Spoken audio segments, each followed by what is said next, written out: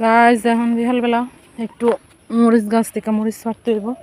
তো এই দেখাইতেছি তোমরা মরিচ গাছের মধ্যে কি সুন্দর মরিচ হয়েছে, আবার কিছু কিছু মরিচ কিন্তু পাক্যও আছে।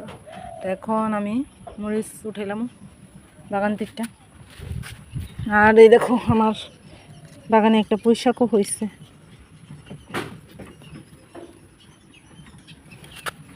তোমরা কার কার এরকম বাগান থেকে নিজ হাতে সবজি পাড়তে ভালো লাগে অবশ্যই কমেন্টস জানাইবা।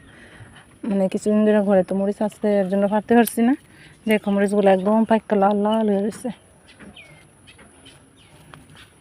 এই দেখো অনেকগুলো মরিচ পারছি, বেশিরভাগই পাইকটা গেছে মরিচগুলো।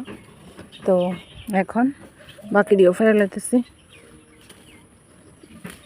আর আজকে কিন্তু ওয়েদারটা মানে বিকেলবেলা খুব ভালো লাগতেছে, কেন জানি না, আমার কাছে হয়তো ভালো লাগছে না তোমরা, তো ভালো লাগতেছে ওয়েদারটা। তো এর জন্য আমি একটু ভিউটা তোমরা দেখাই যাচ্ছি।